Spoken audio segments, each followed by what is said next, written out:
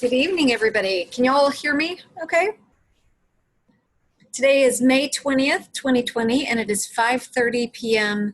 As a quorum of the committee is in attendance via our video conference, I would like to call to order the meeting of the Central Health Budget and Finance Committee.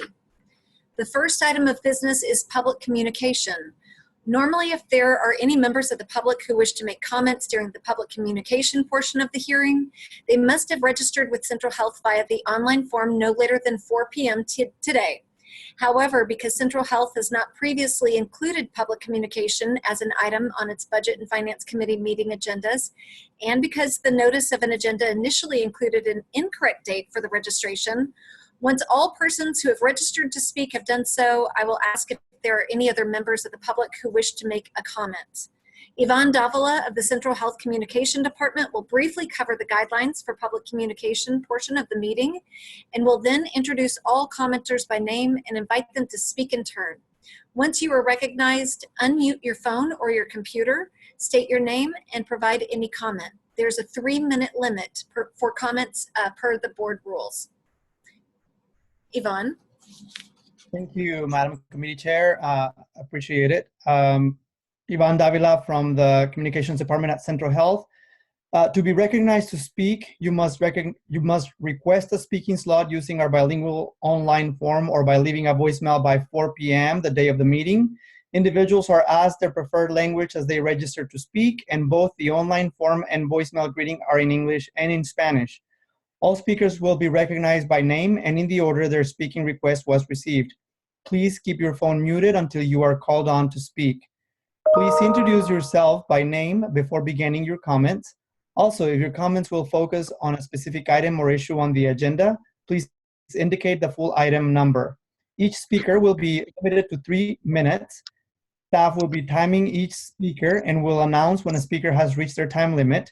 To ensure the efficiency of the meeting, once we have let speakers know they've reached their limit, we will allow 30 more seconds to wrap up their comments before they are muted. Once again, speakers will be muted at 3.5 minutes to ensure the efficiency of the meeting. Speakers may not donate their time to other speakers. As a courtesy to others and to be respectful of time constraints, please try not to repeat other speakers' comments.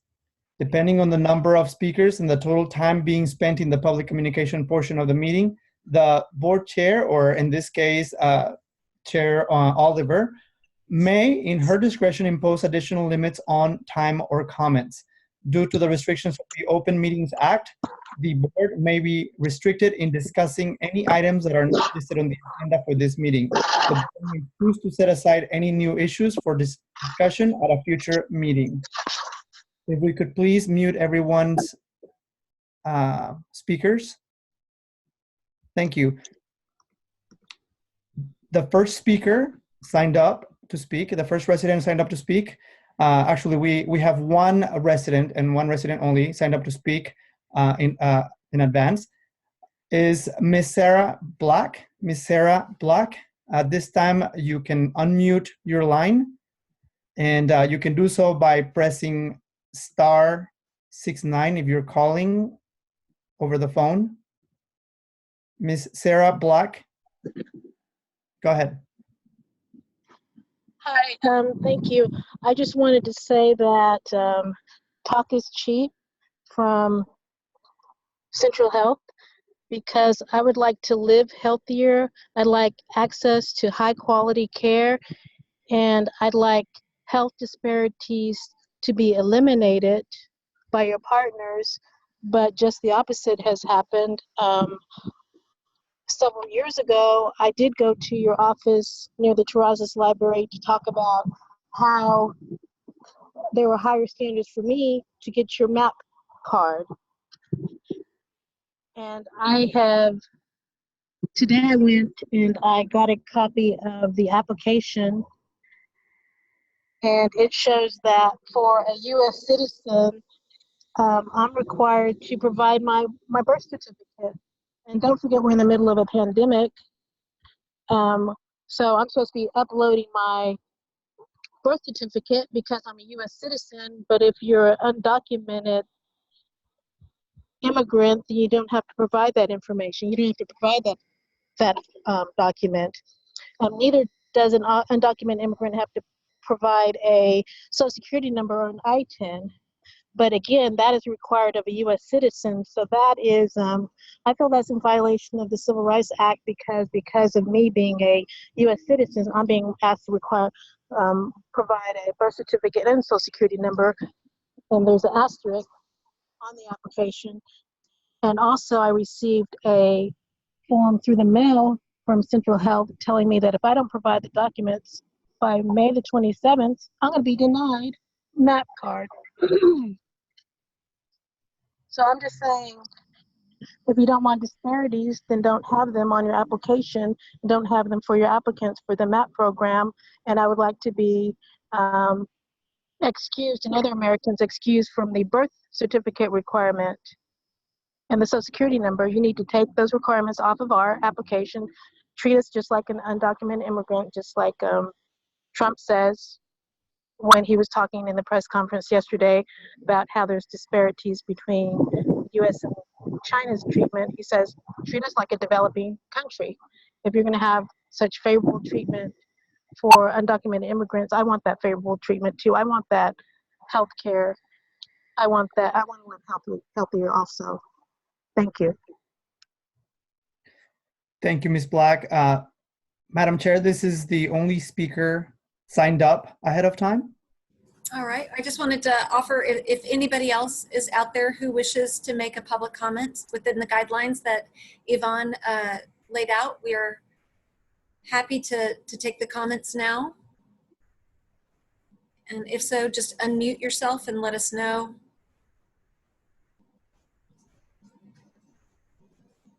All right, it seems like that is it for the comments. Well, thank you for the comments. We'll now proceed to the regular agenda. Agenda item 1, take appropriate action on a report of the April 2020 financial statements for Central Health. Lisa Owens will be presenting. Okay, good evening. Thank you. I'm going to present the April Central Health year-to-date financial statements through April, and I'm going to ask Brianna to pull up the slides. There we go. And go ahead and go to slide 3. Thank you so much. So a few highlights of where we are 7 months into our fiscal year. We have collected $213 million in tax revenue, which is about 90% of the levy for last calendar year, and about 99% of our budget. Our healthcare delivery expenses are at approximately $77 million in Central Health, and our net assets, $93 million year over year. We do have additional assets in the Travis County Healthcare District LPPF, and those are at about $29 million. We did receive several questions at the last Budget and Finance meeting from Manager Valadez, but I don't see her here. So I will hold those answers and follow up with her directly and meet with her to go over those tonight, from what I had tonight. If we can go to the next slide. So looking at our balance sheet, we do have a strong balance in our total current assets of $264 million. Significant, if not most of the assets are short-term investments and cash. And as you will recall, property taxes are due at the end of January. So February is usually our high point in the year, as our primary source of revenue, source of funds is property tax. So we are still in a strong cash position. However, that will continue to decline as we move towards December. Looking at our restricted cash and investments, or our non-current assets, you have approximately $148 million in non-current assets. And the only significant change year over year would be the addition of $29 million in funds held for the LPPF, as that is a new program for us at this time this year. Also, no significant changes in our capital assets at just about $110 million for a total of $522 million in total assets. Looking at the next slide, our current liabilities are relatively low. However, year over year, you will see a significant increase in our accounts payable.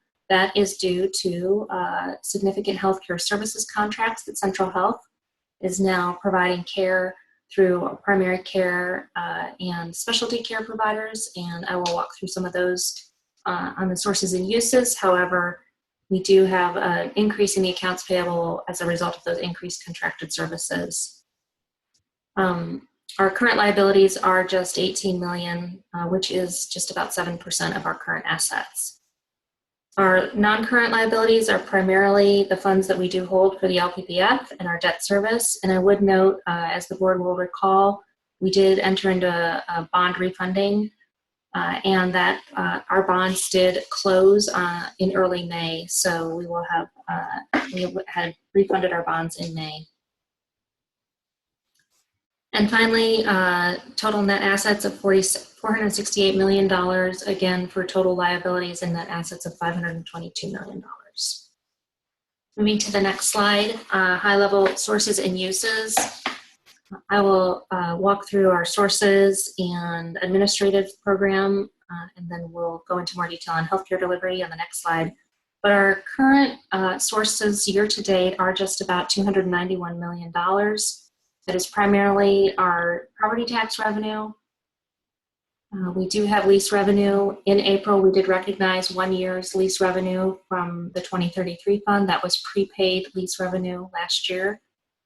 And then we also received our tobacco settlement revenue.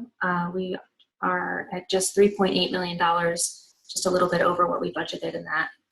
So for the month, our sources of funds are $5.8 million. Our uses of funds in the healthcare delivery area, as well as administrative, are just $9.6 million. And on the administrative side, we are at just 38% of our annual budget, at $4.1 million of a $10.9 million budget. Again, being 7 months into the year, we're in a good position in that program, the administrative program. So moving to the next slide, I would just highlight some of the details of our healthcare delivery in Central Health. We do have intergovernmental transfers. We did make in April an additional intergovernmental transfer for the DISH program related to the chat lawsuits, and that was a settlement that had a catch-up payment. And then again, the final payment for the DISH, when we talked in our community conversation, I believe Jeff also gave you some updates at our previous board meetings. A lot of the IGT programs in Central Health, as well as the LPPF, the calendar has been accelerated. So in May, there was a final DISH payment that you'll see in our May financials. And then looking at our healthcare services, year to date, we are at about $37 million, and all of that is in primary care, specialty care, pharmacy, and other healthcare services, which includes our medical administration and ICC programs. Our ACA Premium and Assistance Education and Enrollment Program includes both the CHAP program, the Central Health Assistance Program, as well as the ACA High Risk, and I have more details on a later slide about that. And then finally, in the healthcare delivery operating costs, we are at about 30% of the annual budget for that, at about $7.6 million of the $26 million. As you'll recall, we had significant contingency in there for planning additional programs, and but are well under budget at 30%. And finally, debt reserves and transfer our reserves, but year over year we have not made any significant transfers for risk-based capital, so that is the variance you will see, the significant variance you may see in the debt reserves and transfers compared to last year at this time. So again, our total healthcare delivery is at $76.8 million of a $278 million budget. And I will go into a little more detail on the following slides. Just real quickly on, we can go to the next slide. Thank you. As I mentioned, we did have the DISH IGT and the primary care. And if we can just skip ahead to the next slide, Brianna, thank you so much. I wanted to go into a little more detail about the high-risk program, which is the expanded Sendero program. We are at just about half the budget, and we do anticipate spending that full budget this year. And then in our CHAP program, about 54% year to date. And I'm not going to go into detail, although we can jump through the next two slides. We have item number 3 tonight, I think, is our combined healthcare services report for the CCC and Central Health. And I can walk through the combined information at that time, if that's okay. So I'll answer any questions. Thank you, Lisa. I want to open it up. Are there any questions from board members? I have a question. Yes, I can't see Lisa.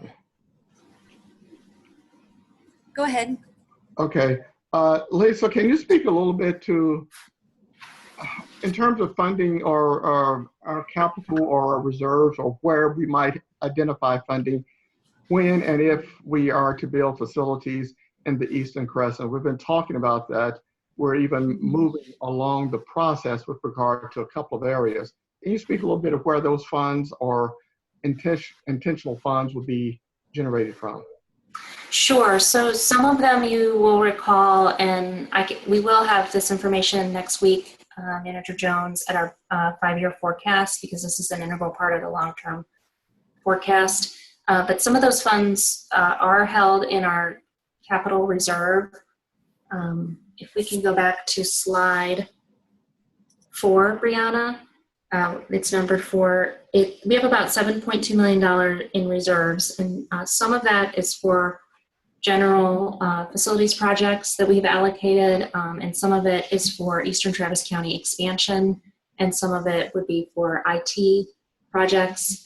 But a lot of what we planned for in some of the bigger areas, such as acquisition of larger facilities, we would have planned for that in previous years by planned to issue debt. And so when a project comes together that is significant, we would be coming to the board to approve the whole project that would involve issuing debt at that time. And my last question relates to revenues that's been generated from the track and the group 2013 group that we're working with. Yes. So that revenue is going to be in our lease revenue. It's on slide 6.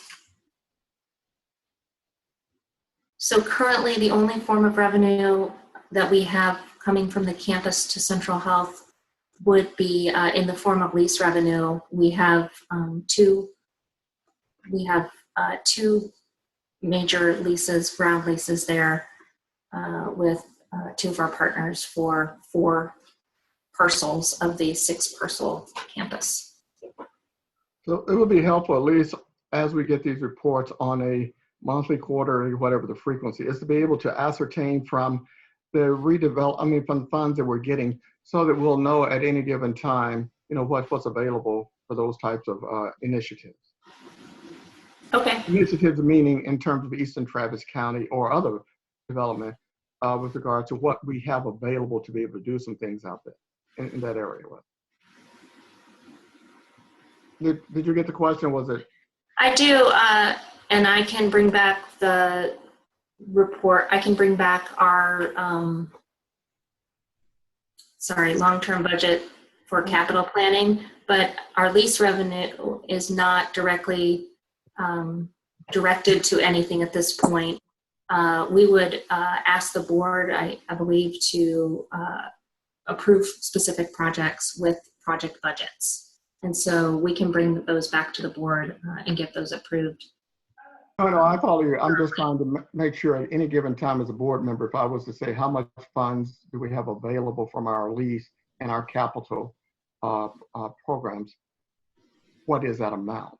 That's all I was trying to get at. Okay. Well, our capital reserves is always shown currently on our balance sheet, and our lease revenue year to date is here on the sources. So, but I can present that next week as well. Okay. Thank you very much. Appreciate it. Does anybody else have any questions?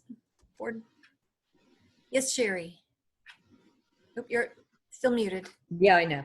So Lisa, I think what you're referring to is last year, for the first time, we had with our annual budget, a capital improvements program and budget, correct?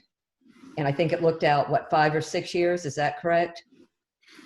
Yes, we had a long-term capital budget, and then we had a component of the fiscal year budget that appropriated a specific set of funds to the reserves and documented where we thought if projects came together, we would issue debt.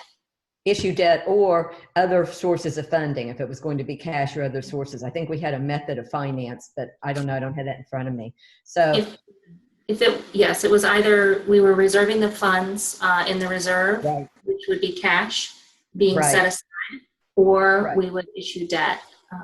But we don't have a revenue stream specific. That's what I'm trying to make sure I'm answering the question earlier, that we don't have a revenue stream that directly funds capital. We have appropriations, for lack of a better phrase, that support specific projects. Right. So we have a capital improvements program with discrete projects, and then we have a method of finance what we're anticipating, either debt or cash reserves. How we would finance that, would be determined based on the structure and the size of the project. Exactly. Okay, thanks. Thank you, Chair Greenberg. I'm trying to scroll through to see if anybody else has any questions. No, okay. All right. Now this agenda item has a motion. Would anybody like to make a motion this evening?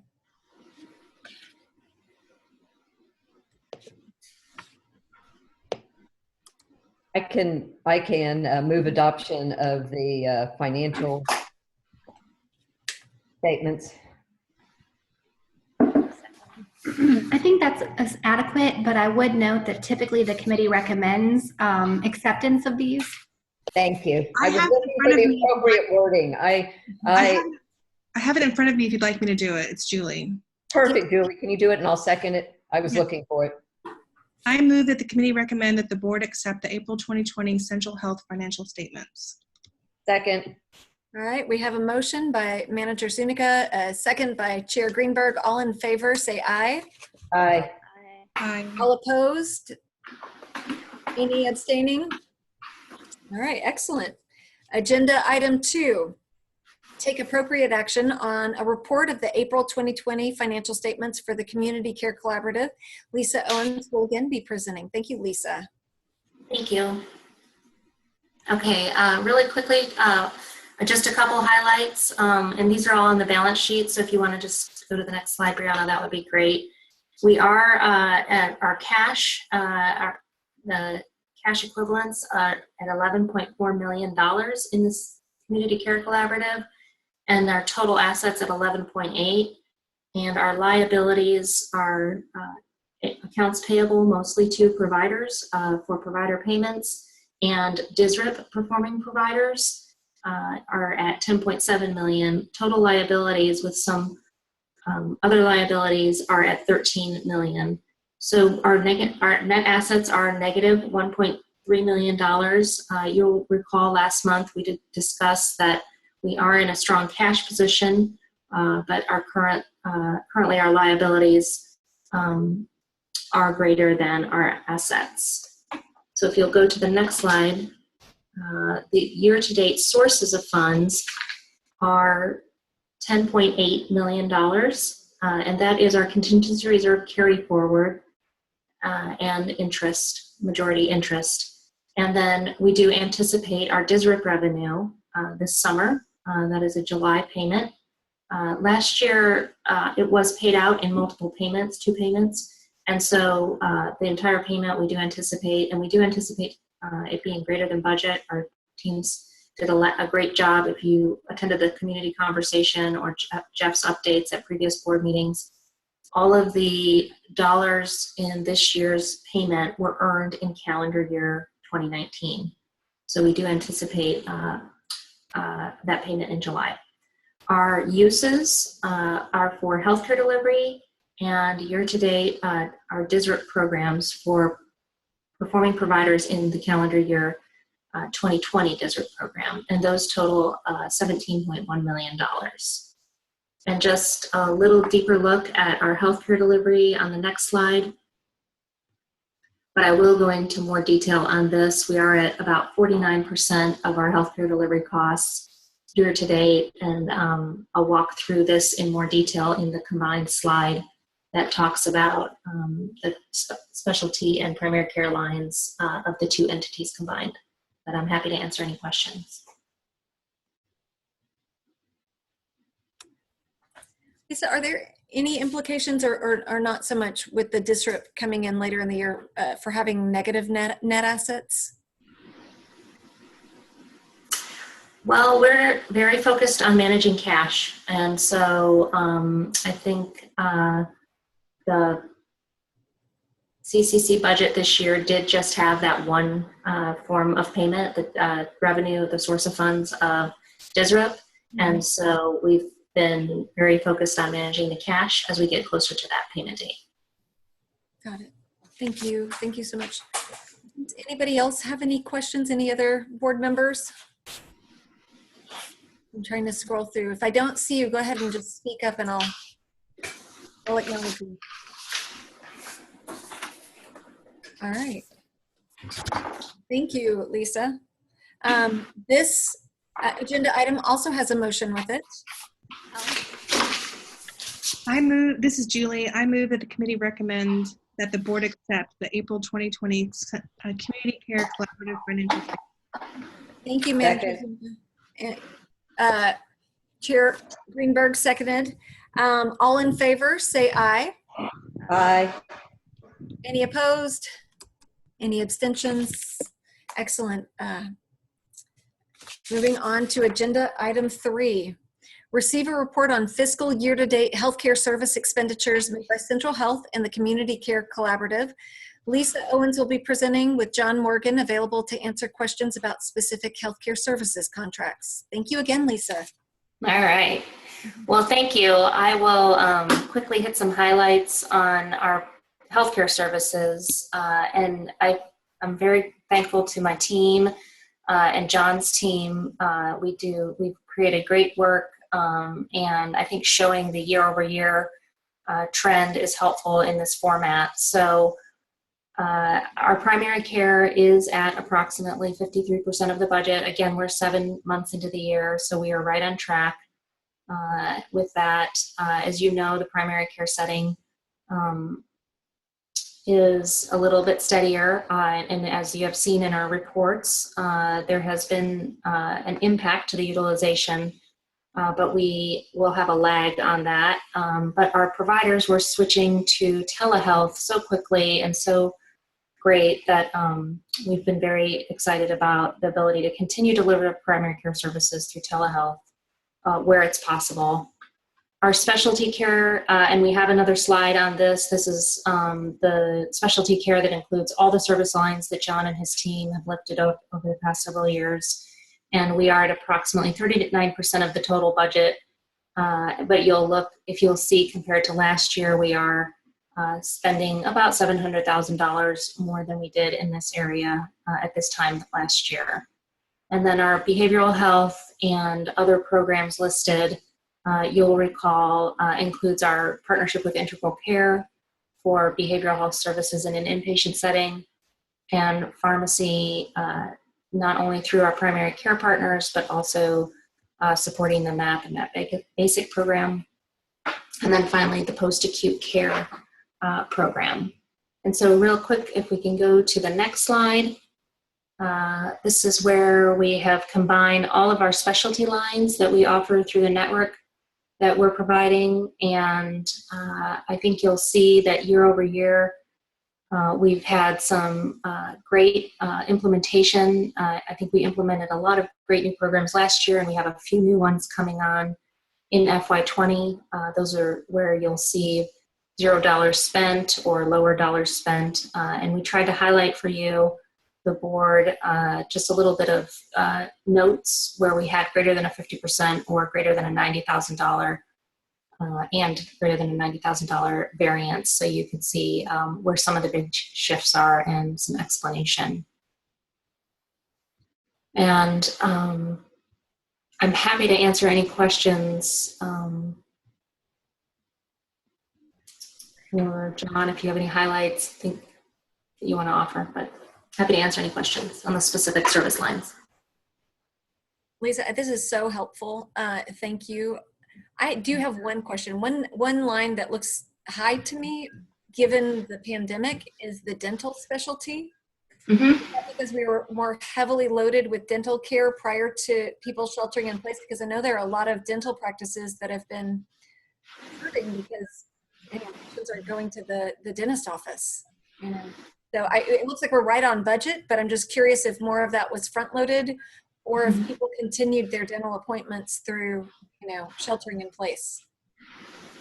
I'll let John answer that. He's raising his hand, but I think we've expanded services there. Go ahead, John.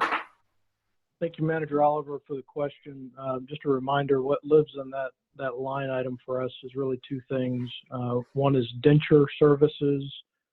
The other is our oral surgery contract. And you're correct that there have been some limitations on dental services over the past few months. We were actually trending ahead of budget on dentures prior to the COVID pandemic, and those services have since restarted. A lot of the oral surgery work that Dr. Horn performed for us was considered medically necessary during the COVID shutdown, so some of those services were able to continue. But you're right. We are trending ahead of where we have in past years, and we're going to keep a close eye on it. Okay, thank you. And I noticed Chair Greenberg, you had a question. And my question, I think, John, you probably just answered it, but I just want to make sure in these areas where we are trending ahead, and I'm happy. I'm happy that we're providing more cardiology in some of these areas where we've expanded, like the ENT and whatnot, but just, keeping an eye on it in case we need to make any transfers to that for the end of the year. Yes, ma'am. We're keeping an eye on it, and we will first exhaust our administrative authority through Mr. Giesland if we need to increase and shift dollars around. But we'll certainly bring back items for the board's consideration if we exhaust that administrative authority. Thank you. Yeah, thank you. Did any of the other board members have any questions? Okay. Well, thank you, Lisa. Thank you, John. That's incredibly helpful. That view is very, very helpful. And there's no motion on this item. So we will move on to agenda item 4, discuss the 1115 Medicaid waiver delivery system reform incentive payment disrupt projects, the community care collaborative, including healthcare delivery arrangements and other community partnerships. Jeff Knodel, Monica Crowley, and Central Health's outside counsel, David Hilgers, will be presenting in a closed session. And so we are going to closed session. Therefore, I announce that the board is convening in closed session to discuss agenda item 4 under Texas Government Code section 551.071, consultation with attorney. And I will remind all the board members, you have to log out of this call, the Ring Central call, and dial into the separate invitation that was provided. So see y'all in closed session.